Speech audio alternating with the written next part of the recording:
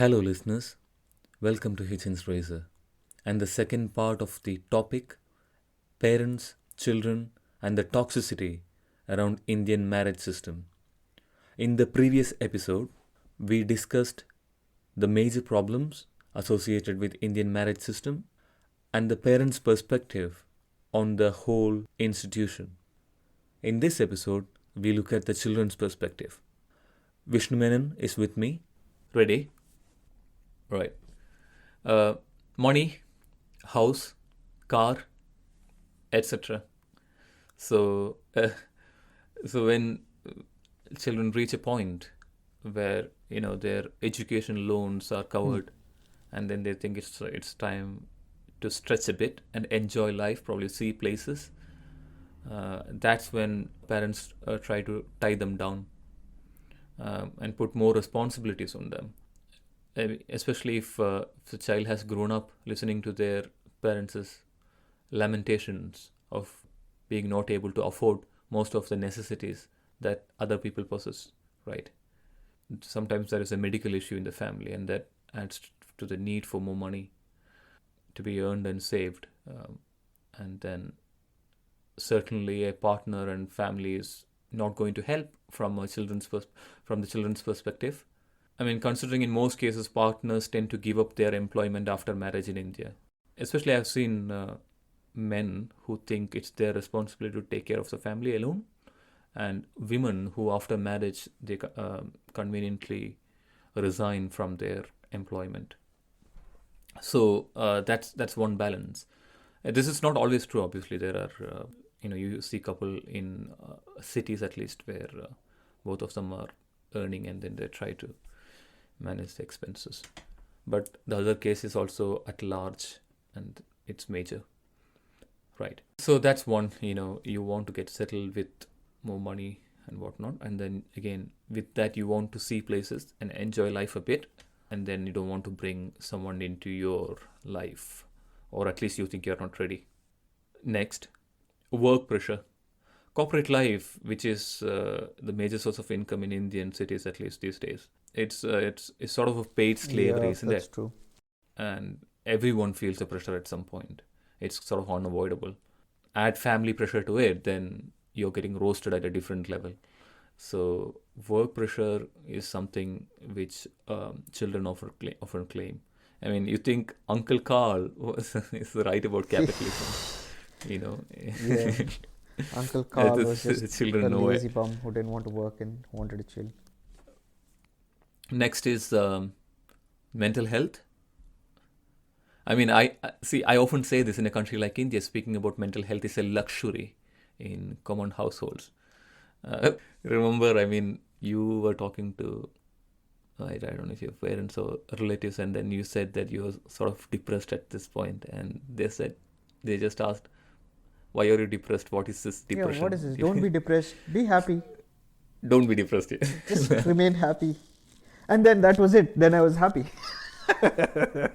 Yeah, it was incomprehensible for them, like the word depression, and then And more so something like in my case, right? When you've got four yeah, or three or four home cooked meals a day, you have a maid in the house, you have substantial amount of wealth and money, and then you're doing well in life, and then so why are you depressed? Why?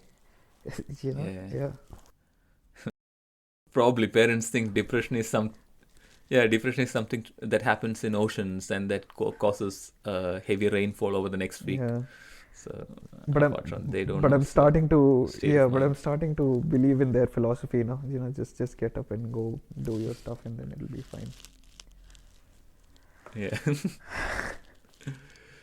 Right. Yeah, that's one. Yeah, it's sort of what celebrities talk Yeah, about in their exactly, social media exactly. posts. Okay, that certain avenue is closed for commoners. I know, right? You don't talk about Yeah. depression and mental health. Get on with that. Yeah. So, but yeah, that has to change. I mean, there are mental bottlenecks that's usually caused by this work, parents, society, sometimes even friends. Pressure, and then young people are struggling to sleep. You know, they do myriad of things to Yeah, get at yeah, least 5 hours of but sleep. I also I attribute this factor a lot to. So I was actually listening to this author called Nassim Taleb. He's the author of Black Swan and like Anti-Fragile and several other books. Uh, Hmm. I mean, one of the one of the statements that he made that stayed with me for a long time was he was trying to figure out what his version of the definition of success ought to be. So what he says is that, oh, look at yourself in the mirror and ask yourself if the person that you see would disappoint the 18-year-old self of you. Hmm. Um, while he was Hmm. expounding on that, he said that there was something about pride, that people had pride in their work or pride to contribute to their own community.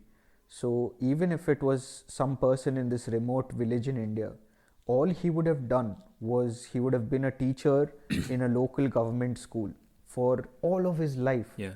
But even towards the end of his life, he would have been proud about being that teacher in that local government school, regardless of what his Hmm. wages were. But in this world where everything is hyper connected and everybody wants to have a Lamborghini, Hmm. how are you going to find pride for yourself, in what you do? So, regardless Right. of the Yeah. fact that this corporate job must seem and look like slavery from the outside, we still in Indian society belong to the 0.1% of the 1% who earn a lot of money as opposed to the rest of the population. But there is no, I think what is missing is that aspect of pride, like in my day's work, Hmm. that I'm proud of what I did today. And I think that is just adding Hmm. to all of this anxiety and pressure that regardless of how much I do, there's always another person who's richer Yeah. than me, who's living a better lifestyle, who's going on a better holiday, who's living in a better house and Yeah. driving a Yeah. better Yeah. car. But it's absolutely true what you just said. Anyway, so yeah, we were at that point, mental health, and then yeah, when I was saying like sleeping, and then Sleep. they pick up habits like smoking, drinking. The big feeling at ease was once natural to them in their younger age. Now they are struggling to feel at Yeah. ease. Well, um, next point of argument from children is that parents suck at communication.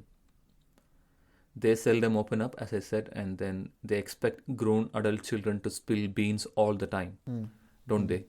Yeah, to a large extent. And if they open up, they completely disregard your feeling for that, and then just put that in the purple bin. ഇതൊക്കെ ഒരു പ്രശ്നമാണോ?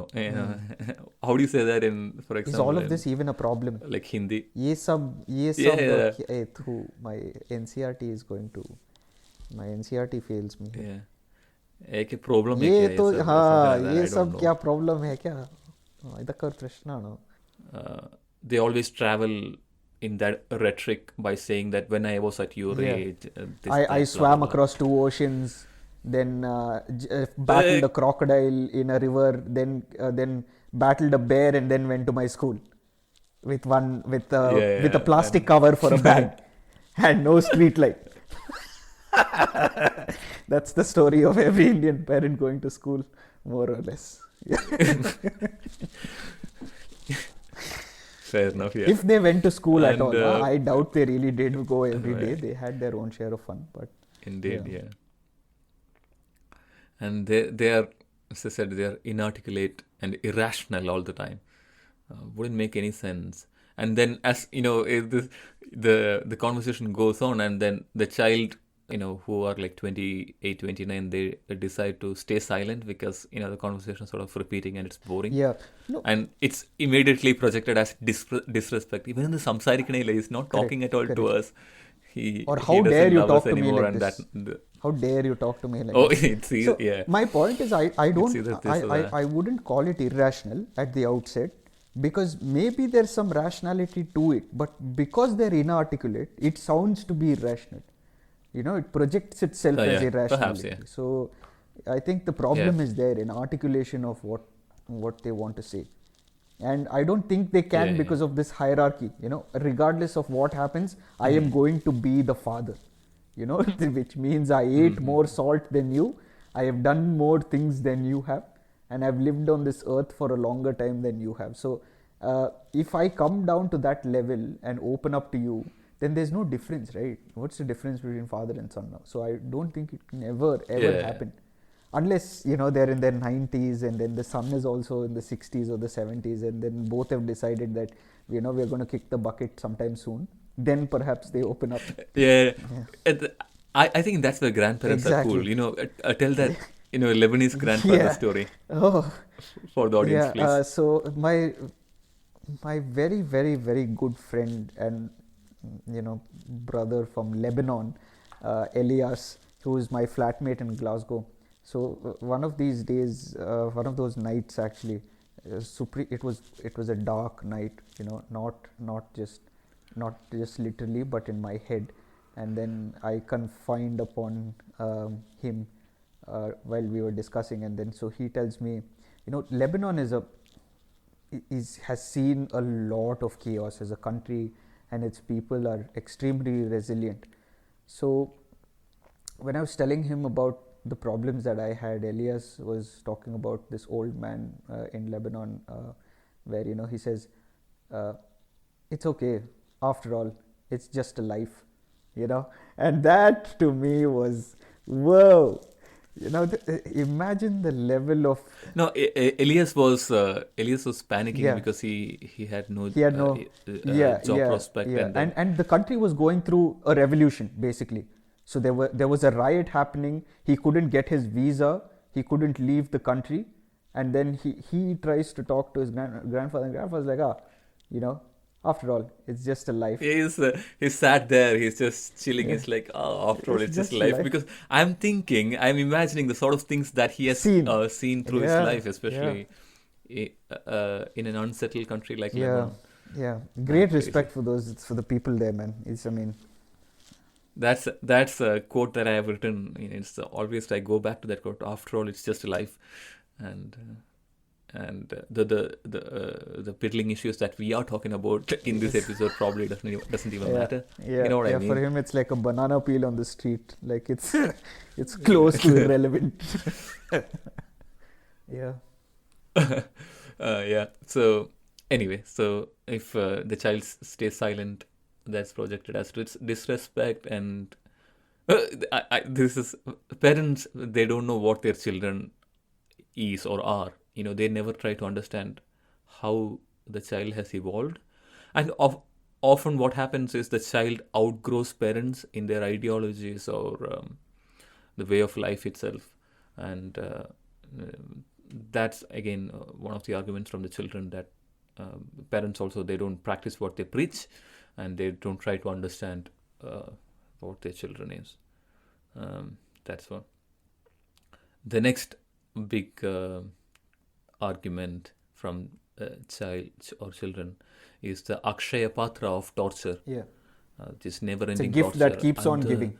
the novel, yeah, the novel and sophisticated methods that parents come up with. I've written like necessity is the mother of invention. Parents are necessity. They invent these novel methods of torture, which is so elegant sometimes. I wonder, my God, they begin by telling your limitations, don't they? Like, you have limitations, live up to it, uh, recognize, and then they repeat sentences and topics over and over again because they somehow think it is not sunk in, and then try to break you emotionally by techniques which you wouldn't even Yeah, think you of. wouldn't have dreamt of it. And yeah, you would think these are spontaneous. They are Mm-hmm. not. They are Yeah, well planned. yeah, yeah.